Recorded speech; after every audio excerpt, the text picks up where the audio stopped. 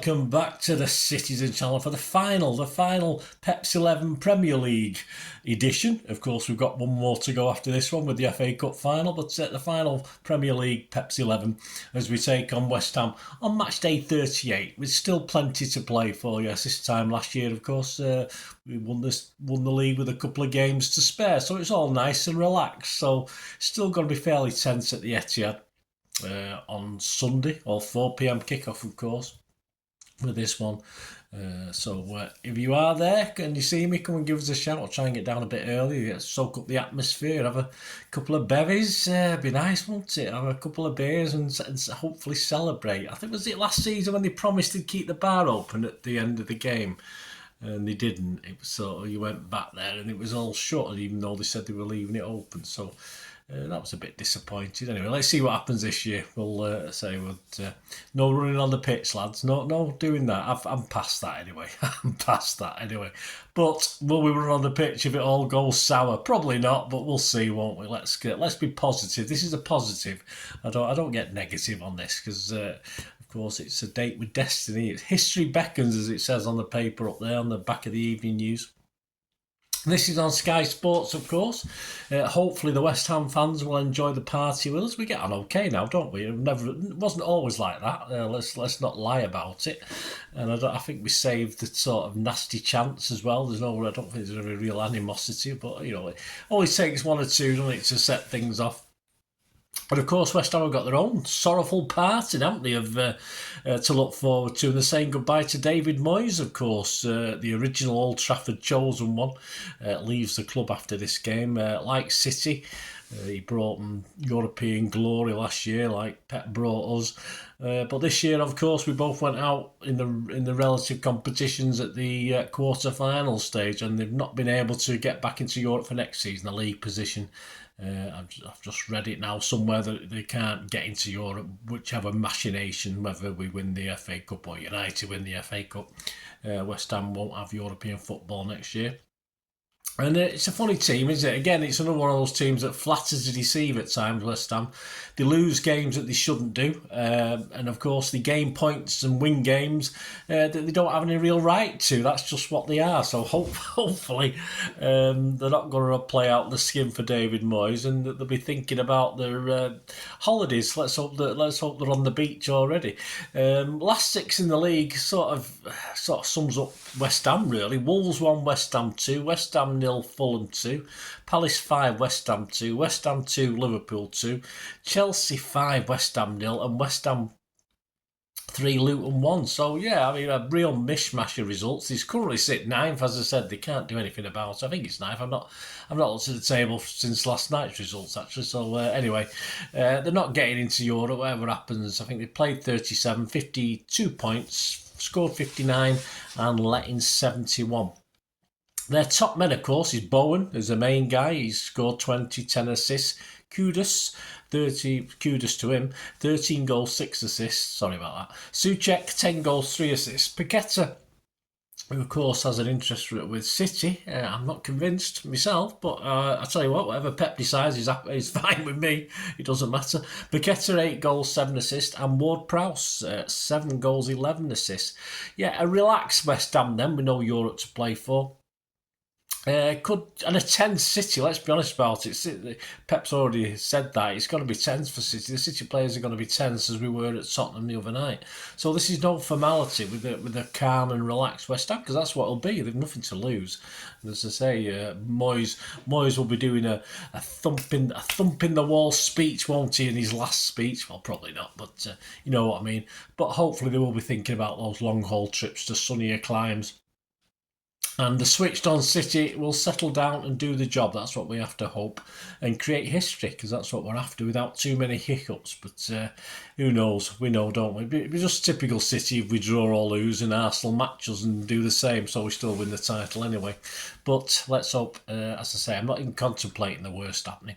Former Wolves boss Julian Lopetegui was actually named the new West Ham manager recently on the 6th of May, so they're not making a big fuss about it. They're showing respect to David Moyes. And reaction from Hammers fans is a little bit mixed, to say the least. And in fact, he left Wolves under a cloud. He fell out with them because of the lack of money. Well, we know they did have FP problems, didn't they, Wolves? So you can understand that. Of course, West Ham financially a little bit more tempting. I think they've got him there with a bit of a promise of a bit of money to spend, which he didn't obviously get that promise at Wolves. But as I say, the West Ham fans, and I've looked at his record. I'd be a bit mixed myself as well, actually. He was a goalkeeper as a player, but hey, yeah, some goalkeepers probably make good managers, but let me know. Let me know if you know any, so that'll be great. So that brings us to our boys. We've had enough of West Ham, haven't we? Good luck to them, and after this game, good luck to them for next season anyway, West Ham. Let's hope you get up there as a top London team again, that'd be nice. The squad against Spurs, of course, we've got to look at that because that was really Pep's favourite 11, wasn't it? Let's not beat about the bush, but we've obviously got problems now, haven't we? The squad against Spurs, the starting 11, Edison, Walker, Akanji, Diaz, Gvardiol, Rodri, Kovacic, De Bruyne, Bernardo, Foden and Haaland. That's the way Pep wants to go. His subs, Ortega, Stones, Aki, Grealish, Doku, Alvarez, Nunes, Bob and Lewis. But we've got big question marks now, and as the training yesterday, I didn't see any sort of hint that KDB was training in the pictures. I didn't see any sort of hint that Edison was training in the pictures. We know they do have the problems. I have read on social media that they're going to be okay. But, of course, Ortega will be more than an adequate replacement for Edison. When I say more than an adequate replacement, don't get me wrong, I still think Edison overall, for a Pep team, Edison has just slightly, it's probably 51-49% for Edison over Ortega. But as I say, he is an adequate replacement, of course he is. But who would replace KDB in Pep's mind? That's the problem if KDB isn't available for this game. As I say, that team that started against Tottenham is his go-to 11. It's as simple as that. And then was there any hints in the subs Pep brought on at Spurs? Well, he brought on Doku, who did exactly what Pep wanted, a masterstroke there, of course, and a nice cameo. Alvarez has always been in Pep's thoughts this season. It's only just recently he's faded out a little bit, but clearly he will be there high up the list. And apart from these two, I can't really envisage anyone else. Certainly from a forward attacking point of view, because we look at the defence. Of course, Diaz came in and didn't play that particularly well against Tottenham. So you've got to think that Aki, if he's fully fit, will replace Diaz as well. You can't, obviously, again, Pep's big 11 would include Aki, I would have thought. I don't think there's any doubt about that, as opposed to Diaz, who's been a bit... I just hope he doesn't go the way of Laporte, where he sort of gets shunned to one side. But a fully fit Aki will surely start alongside one of the finds of this season again, Akanji, of course. So this is my 11, allowing for a couple of the injuries. Of course, I've stuck Ortega in my 11. It'll be up there now on the basis that if Edison's not 100% fit. But if Edison is 100% fit, he will start this game, I have no doubt. But so it's an either or there, and I don't think I can be any more specific than that, in fairness. The back's going to be the same, although Walker apparently has been carrying a bit of an injury. This is the rumour that's going round. You just can't see Stonesy playing. Why's Pep been utilised in the last couple of games when he's been back on the bench? So you've got to go for Walker. Of course, Akanji and Aki, as I've already stated, there's absolutely no doubt whatsoever. On the left, we'll have Gvardiol, and the old double pivot with Rodri and Kovacic, of course, which I thought Rodri had a quieter game the other day, but at the Etihad against West Ham, I'm sure he'll be more dominant. Rodri and Kovacic in that middle. KDB with it, fingers crossed. Now that is the problem. When if KDB isn't fit, I think you could either go for Doku or Alvarez. Taking part in this game, but I'll go for KDB on the basis that he's fit, and then the others pick themselves again, don't they? Bernardo, Foden and Haaland. As I say, anyone else is going to be superfluous or extra to what we're going to do. Let me know what you think, guys. Anyway, it's all about your opinion as well. Let me know what you think. Am I barking up the wrong tree? But as I said, normally, if everyone had come out of that game against Spurs, fine. The only query I would have had was whether Aki had come back in for Diaz. But apart from that, I think we pretty much know Pep's mind. I think most of us know Pep. He's always likely to spring a surprise, of course. But He's not been doing as many of them, has he? So, and that's probably why we've done a bit better. I don't know whether he's not been overthinking things like he perhaps used to in the old days. Right, on to the predictions, guys. Let me know your prediction as well. Well, I'll go over to Andy Morrison. He says, this hopefully will be our coronation day. Well, yeah, hopefully. If it is, West Ham won't stop us because we've got this far, which is fair enough sentiment. The lads will carry on over the finish line. The Hammers have been good this season in patches, poor in other times, and don't see them being in contention for Europe by the time we play them. He's an oracle. He's an oracle, Mr. Morrison, isn't he? So I'm expecting an enjoyable afternoon. Well, yeah, I'm expecting another nervous afternoon. I'm hoping it will be enjoyable, but I haven't. Andy's far more confident than me. And his score prediction is City 4, West Ham 1. We'll say that all day long. You can get 12-1 on that generally. From the bookies. My score, yes, I'm going to be confident. As I said, this is a confident vlog. I'm not going to be contemplating not beating West Ham and securing our 4P. That's that's the old bird of perhaps a few years ago. I'm going to be confident. Certainly more confident than I was going into the Tottenham Hotspur Stadium, that's for sure. City 3, West Ham 0 I'm going to go for. You can get 13-2. It is the most popular scoreline, actually, 13-2 with the bookies. So what are the rest of the odds looking like? These are all as at the 15th of May 2024 when I took note of the prices. To win the Premier League now, well, City have gone from 2-5 on before the Tottenham game to 1-14 on now. You can't blame the bookies. There's no value there. Arsenal have got out from 3-1 out to 9-1 now. So hey, why not? If you're we call them Tarquins, don't we?